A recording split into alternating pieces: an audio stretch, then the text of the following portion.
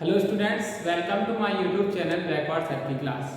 आज के इस वीडियो में हम क्या, जैसा कि हम अपनी क्लास जो 11th है ना 11th, तो क्लास 11th का जो फिजिक्स है, अपनी क्लास 11th की क्या है, फिजिक्स है। क्लास 11th की क्या है, फिजिक्स भौतिकी। तो क्लास 11th की फिजिक्स भौतिकी, तो ये हमने स्टार्ट की थी। इसके अपने दो लेक्चर हुए, एक हमने इंट्रोडक्शन पार्ट बनाया था अपना, और एक अपना अध्याय 1 था, जो क्या था, अध्याय 1 था, अध्याय 1। तो अध्याय 1 था अपना मापन एवं मात्रक। क्या था, मापन एवं मात्रक। तो अध्याय 1 था ना, जो मापन एवं मात्रक। तो अध्याय 1 का क्या किया था हमने, तो अध्याय 1 का हमने वीडियो बनाया, मतलब अध्याय 1 का क्या किया था, अध्याय 1 के बारे में हमने जाना था, मतलब इसका भी एक वीडियो बना हुआ है। पूरा अध्याय 1 नहीं है, अध्याय 1 में हमने कुल मिलाकर 4 क्वेश्चन जाने थे हम पिछले वीडियो में, तो उसके आगे आज हम करेंगे। मैंने आपके लिए इसमें इंट्रोडक्शन पार्ट बता दिया था अध्याय 1 का भी, कि क्या है इसमें, कैसा है, क्या क्या टॉपिक हमें पढ़ना है, ये सब हम पिछले वीडियो में आपको बता चुके हैं। ठीक है, तो आज क्या करना है हमें, आज हम आगे की क्वेश्चन देखेंगे। पहले हमने कौन कौन से क्वेश्चन जान लिए थे, हमने जान लिया था राशियां क्या है, क्या जान लिया था, राशियां क्या है, या राशियां क्या है, यह कितने प्रकार की होती है। ठीक है, राशियां क्या है, यह कितने प्रकार की होती है। ठीक है, कितने प्रकार की होती है, प्रकार की होती है, ये हमने पिछले वीडियो में जाना था कि राशियां क्या हैं, यह कितने प्रकार की होती हैं। ठीक है, तो राशियां क्या हैं, वे मतलब जिनका मापन एवं तोलन दोनों संभव हो, उन्हें हम क्या कहते हैं, नहीं मतलब राशियां। ठीक है, तो राशियां क्या है, यह कितने प्रकार की होती हैं, ये हमने पहले जाना। हाँ, तो राशियां कितने प्रकार हैं, भौतिक राशि और भौतिक राशि। वे भौतिक राशियां कौन सी, वे राशियां जिनका मापन एवं तोलन संभव हो, भौतिक राशियां कहलाती हैं, और वे राशियां जिनका मापन एवं तोलन संभव ना हो, वो अभौतिक राशियां कहलाती है। ठीक है, हमने क्या जाना था, भौतिक के बाद भौतिक राशि, क्या भौतिक राशि और अभौतिक राशि। ठीक है, भौतिक और अभौतिक राशि के बारे में भी हम जान चुके हैं। ठीक है, फिर अपने लिए भौतिक इंपॉर्टेंट थी। भौतिक की हमने कौन सी, भौतिक राशि दो प्रकार की होती है, मूल राशि और व्युत्पन्न राशि। ठीक है, मूल राशि और व्युत्पन्न राशि। भौतिक राशियों के हमने दो प्रकार पढ़े थे, मूल राशि और व्युत्पन्न राशि। मूल राशि क्या, वे राशियां जिन्हें व्यक्त करने के लिए अन्य किसी राशि की आवश्यकता नहीं पड़ती, मतलब जो पूर्ण रूप से स्वतंत्र रहती है, वो मूल राशियां होती है। मूल राशि मैंने आपके लिए 7 प्रकार की बताई है। और व्युत्पन्न राशि क्या, व्युत्पन्न राशि वे राशियां जिन्हें व्यक्त करने के लिए मूल राशियों की आवश्यकता होती है, या जो मूल राशियों से बनी होती है, या मूल राशियों पर निर्भर करती है, तो वे व्युत्पन्न राशि, मतलब पिछली वीडियो में हम ये सब जान चुके हैं। ठीक है, तो आज हम क्या जानेंगे, आज हम सबसे पहले जानेंगे, आज का अपना प्रश्न है पहला, आज का अपना प्रश्न क्या है, मापन। मापन क्या है, क्या मापन क्या है, या मापन से आप क्या समझते हैं। ठीक है, मापन क्या है, या मापन से आप क्या समझते हैं, ये आज का अपना प्रश्न है कि मापन क्या है। तो मापन क्या है, ठीक है, तो मापन क्या हो सकता है, जैसे हम किसी भी चीज को मापते हैं। ठीक है, मतलब किसी भी वस्तु का जब हम यथार्थ परिमाण निकालते हैं तो उसको मापन कहते हैं। मापन किसे कहते हैं, किसी भी वस्तु का यथार्थ परिमाण ही उसका मापन कहलाता है। ठीक है, जैसे शक्कर है, शक्कर को हमने मापा तो वो कितने किलो निकली, 2 किलो निकली, 3 किलो निकली, 4 किलो, जितने भी किलो निकली ना, तो वो उसका यथार्थ परिमाण हुआ और वही अपना मापन कहलाता है। ठीक है, जैसे हमने एक कपड़े को मापा कितने मीटर का, 1 मीटर, 2 मीटर, मतलब जितने मीटर का ही वो होगा, वो उसका यथार्थ परिमाण होगा और वही अपना मापन कहलाता है।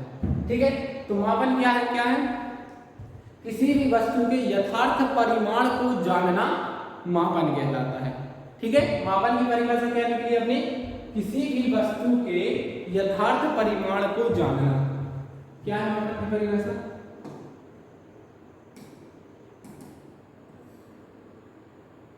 मापन की परिभाषा है किसी वस्तु के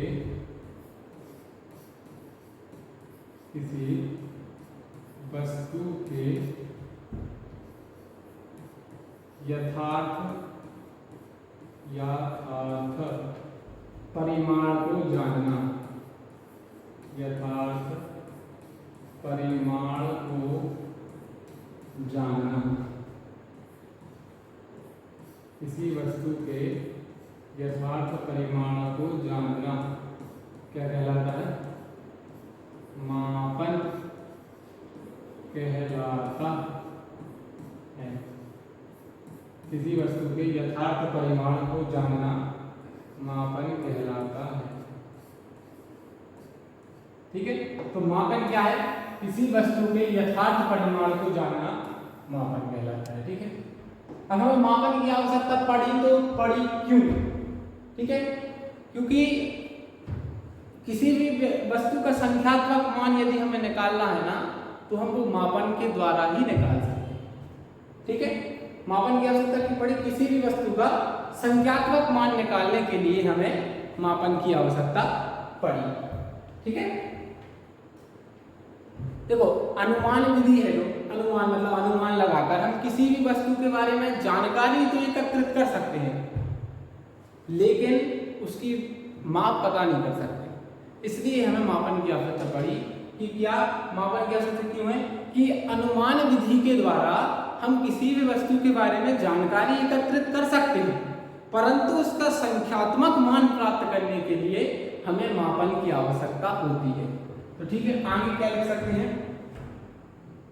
इसका आगे यदि एक और क्वेश्चन बनाए, चलो अगला ही देख लीजिए। ठीक है, मापन क्या है?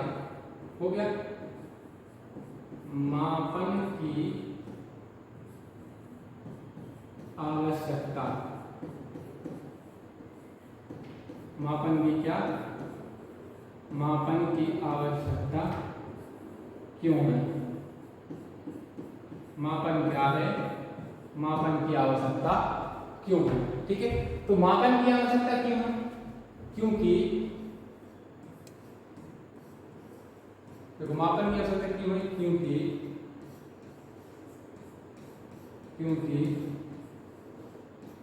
क्योंकि अनुमान विधि के द्वारा अनुमान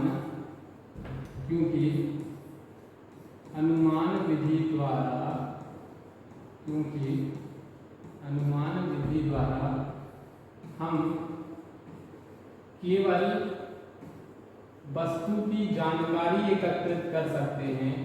हम केवल वस्तु की जानकारी एकत्रित कर सकते हैं, जानकारी एकत्रित कर सकते हैं। क्या है कि अनुमान विधि के द्वारा हम किसी वस्तु की जानकारी एकत्रित कर सकते हैं। ठीक है, लेकिन वस्तु का संख्यात्मक मान, लेकिन वस्तु का संख्यात्मक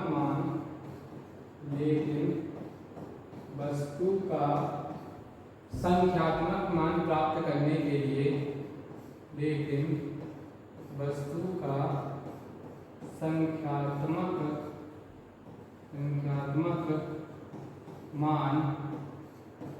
प्राप्त करने के लिए,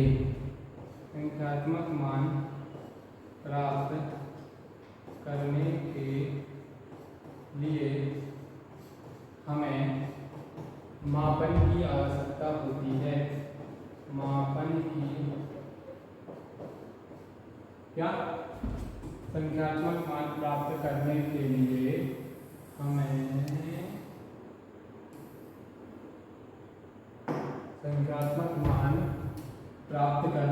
हमें मापन की आवश्यकता होती है। ठीक है, तो जैसे हमने एक पनी में शक्कर दी, ठीक है, शक्कर नमक कुछ भी दिया, तो अनुमान के द्वारा कह तो कुछ भी सकते हैं, ये इतना होगा या इतना होगा या इतना होगा। जैसे किसी ने कहा कि चलो ये 1 किलो होगा, किसी ने कहा ये आधा किलो होगा, किसी ने कहा ये 250 ग्राम होगा, तो उनने तो अनुमान लगाया। लेकिन इसका संख्यात्मक मान यदि हमें प्राप्त करना है तो पहले तो हम इसे तौलेंगे, मापेंगे, तो हमें फिक्स पता चल जाएगा कि ये कितने किलो का है, 2 किलो है, 3 किलो है, 4 किलो है, क्या है, कितने का है। तो वो सब पता करने के लिए है हमें मापन की आवश्यकता होती है। यदि आपके लिए यह मापन क्या है तो सीधी सरल मैंने परिभाषा बताई है, ज्यादा कुछ लिखने की जरूरत है। किसी वस्तु के यथार्थ परिमाण को जानना मापन कहलाता है, ठीक है। और यदि दूसरी प्रकार की परिभाषा, तो किसी भौतिक राशि को क्या, किसी भौतिक राशि को यथार्थ पूर्वक व्यक्त करने के लिए, क्या, किसी भौतिक राशि को यथार्थ पूर्वक व्यक्त करने के लिए हम आंकिक मान एवं मात्रक के रूप में व्यक्त करते हैं, ठीक है। क्या, किसी भौतिक राशि को क्या, किसी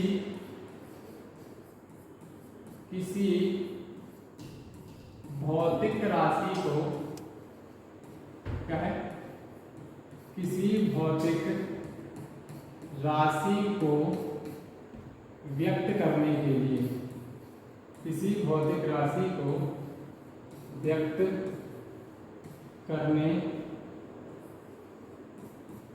के लिए, तो किसी भी भौतिक राशि है तो उसको व्यक्त करने के लिए क्या हम आंकिक मान या फिर मात्रक के रूप में व्यक्त करते हैं। व्यक्त करने के लिए हम आंकिक मतलब समझे अंक द्वारा, आंकिक मान या मात्रक के रूप में व्यक्त करते हैं। आंकिक मान या मात्रक के रूप में व्यक्त करते हैं। आंकिक मान या मात्रक के रूप में व्यक्त करते हैं, ठीक है। तो उसे हम क्या कहते हैं, इसे हम भौतिक राशि का मापन कहते हैं, व्यक्त करते हैं, तो इसे हम भौतिक राशि का मापन कहते हैं। भौतिक राशि का मापन कहते हैं, ठीक है। तो ये है सीधा और सरल, ठीक है। मापन क्या है, मापन की आवश्यकता क्यों है, तो किसी वस्तु के यथार्थ परिमाण को जानना मापन कहलाता है। या तो ये परिभाषा देखो आप सीधी सरल, यदि ये वाली लिखना चाहो कि किसी भौतिक राशि को व्यक्त करने के लिए हम आंकिक मान या मात्रक के रूप में व्यक्त करते हैं, तो इसे हम उस भौतिक राशि का क्या कहते हैं, तो इसे हम उस भौतिक राशि का मापन कहते हैं, ठीक है। तो यही है और कुछ नहीं है। और दूसरा क्या है कि मापन की आवश्यकता क्यों, क्योंकि देखो हम अनुमान लगाकर उसके बारे में जानकारी तो एकत्रित कर सकते हैं, परंतु जो उसका संख्यात्मक मान है ना वो हमें मापन के द्वारा ही प्राप्त होता है, इसलिए हमें मापन की आवश्यकता होती है। तो ये अपना फर्स्ट नंबर का मतलब फर्स्ट का है, थर्ड फोर्थ फिफ्थ नंबर का प्रश्न है। पिछला वीडियो आप देख लेना तो पता चल जाएगा आपको, ठीक है। अब यदि हम और कुछ देखें, आज एक और प्रश्न बता देता हूं। मापन तो हो गया, अब मात्रक क्या है, ठीक है। क्या,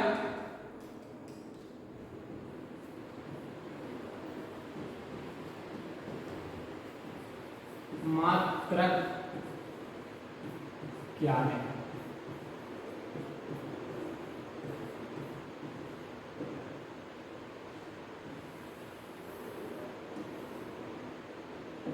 प्रश्न क्या है अपना, मात्रक क्या है, ठीक है। तो मात्रक क्या है, तो किसी भी भौतिक राशि को व्यक्त करने के लिए हम उसके साथ एक मान रखते हैं, ठीक है। तो उसे ही हम क्या कहते हैं, मात्रक कहते हैं, ठीक है। तो मात्रक की क्या परिभाषा हो जाएगी, किसी भौतिक राशि को यथार्थ पूर्वक व्यक्त करने के लिए प्रमाणिक मानक मान होता है, जिसे ही हम क्या कहते हैं, मात्रक कहते हैं, ठीक है। किसी भौतिक राशि को किसी भौतिक राशि को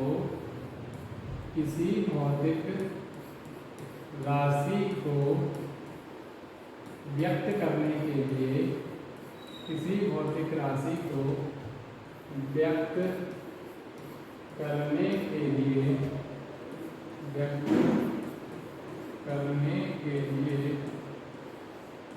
उसका एक प्रमाणित मानक मान होता है। उसका एक प्रमाणित मानक मान होता है। प्रमाणित मानक मान होता है, उसे ही हम मात्रक कहते हैं। उसे हम मात्रक कहते हैं। तो ये हो गई अपनी मात्रक की परिभाषा। ठीक है, कि किसी भौतिक राशि को व्यक्त करने के लिए उसका एक प्रमाणित मानक मान होता है, जिसे हम मात्रक कहते हैं। ठीक है, या किसी प्रमाणित मानक मान का उपयोग करते हैं, तो ये बात एक है। ठीक है, तो उसे हम क्या कहते हैं, मात्रक कहते हैं। ठीक है, और किसी भी भौतिक राशि का आंकिक मान एवं मात्रक के गुणनफल के रूप में व्यक्त किया जाता है। ठीक है, किसी भी भौतिक राशि को किसी भी भौतिक राशि को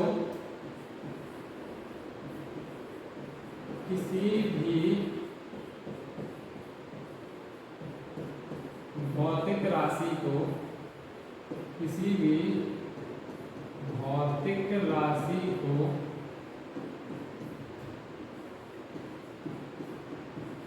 आंकिक मान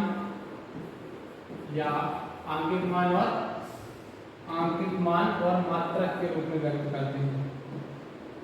किसी भी भौतिक राशि को आंकिक मान और मात्रक के रूप में व्यक्त करते हैं।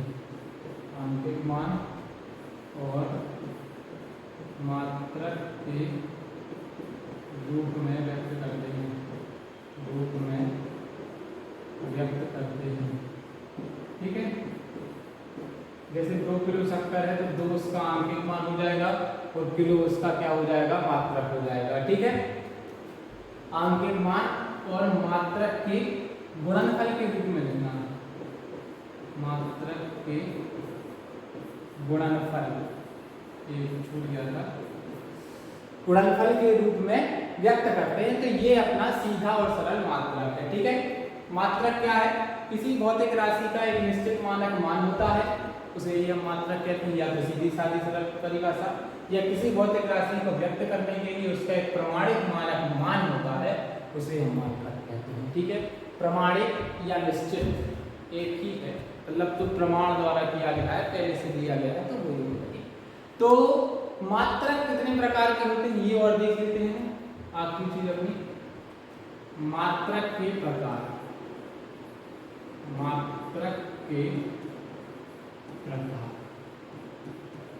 ठीक है, तो मात्रक कितने प्रकार के होते हैं, मात्रक अपने 2 प्रकार की होती है। नंबर 1 क्या है, मूल मात्रक। तो मूल मात्रक क्या, जो हमने आपके लिए मूल राशियां बताई हैं, तो मूल राशियों के मात्रक, मूल राशियों के मात्रक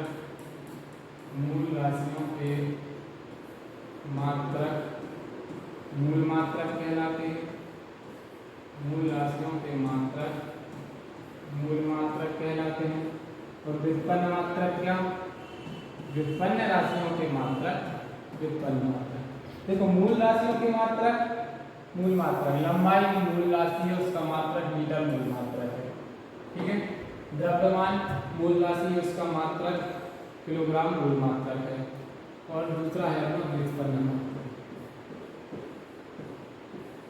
व्युत्पन्न मात्रक क्या, व्युत्पन्न राशियों की मात्रक व्युत्पन्न मात्रक कहलाते हैं। व्युत्पन्न राशियों के मात्रक व्युत्पन्न राशियों के मात्रक व्युत्पन्न मात्रक कहलाते हैं। ठीक है, व्युत्पन्न राशि राशियों के मात्रक व्युत्पन्न मात्रक कहलाते हैं। व्युत्पन्न मात्रक कहलाते हैं। ठीक है, तो ये हो गई अपनी आज क्या क्या पढ़ लिया तो हमने। आज सबसे पहले हमने देखा मापन क्या है और मापन की आवश्यकता क्यों है। ठीक है, मापन क्या है, मापन की आवश्यकता क्यों है, एक ये जाना हमने। उसके बाद हमने मापन की एक और परिभाषा देखी कि किसी भौतिक राशि को व्यक्त करने के लिए हम आंकिक मान या मात्रक के रूप में व्यक्त करते हैं, तो इसे हम उस भौतिक राशि का मात्रक मापन कहते हैं। ये सीधी और सरल परिभाषा ये है कि किसी वस्तु के यथार्थ परिमाण को जानना मापन कहलाता है। और आवश्यकता क्यों है, क्योंकि अनुमान विधि यदि हम अनुमान लगाएंगे तो अनुमान लगा के हमसे उसके बारे में जानकारी एकत्रित कर लेंगे। तो उसका संख्यात्मक मान यदि हमें पता करना है तो उसके लिए हमें मापन की आवश्यकता है। ठीक है, उसके बाद हमने क्या जाना कि मात्रक क्या है और मात्रक कितने प्रकार के होते हैं। तो क्या है कि किसी भौतिक राशि को व्यक्त करने के लिए उसका एक निश्चित मानक मान होता है जिसे हम मात्रक कहते हैं। उसका एक निश्चित या प्रमाणिक भी लिख सकते हैं, प्रमाणिक मानक मान होता है जिसे हम क्या कहते हैं, मात्रक कहते हैं। ठीक है, और मात्रक को व्यक्त कैसे किया जाता है, मात्रक को व्यक्त करने के लिए उसका आंकिक मान या संख्यात्मक मान, और मात्रक के मतलब भौतिक राशि को व्यक्त कैसे करते हैं, उसका आंकिक मान और मात्रक के गुणनफल के रूप में हम उसके लिए व्यक्त करते हैं। ठीक है, मात्रक कितने प्रकार के, दो प्रकार के बताए गए हैं, मूल मात्रक और व्युत्पन्न मात्रक। मूल मात्रक क्या, जो मैंने आपके लिए मूल राशि पढ़ाई है 7 प्रकार की होती है, तो उनके मात्रक मूल मात्रक हुए, मतलब मूल राशियों के मात्रक मूल मात्रक कहलाते हैं। और व्युत्पन्न मात्रक क्या हो गए, व्युत्पन्न राशियों के मात्रक अपने व्युत्पन्न मात्रक कहलाते हैं। ठीक है, तो ये था आज की इस वीडियो में हमने जाना। और इसी तरीके के और वीडियो देखने के लिए और आज का वीडियो आपके लिए अच्छा लगा हो तो रैपर सर की क्लास के लिए लाइक शेयर सब्सक्राइब करना ना भूलिएगा। धन्यवाद, मिलते हैं अगले वीडियो में।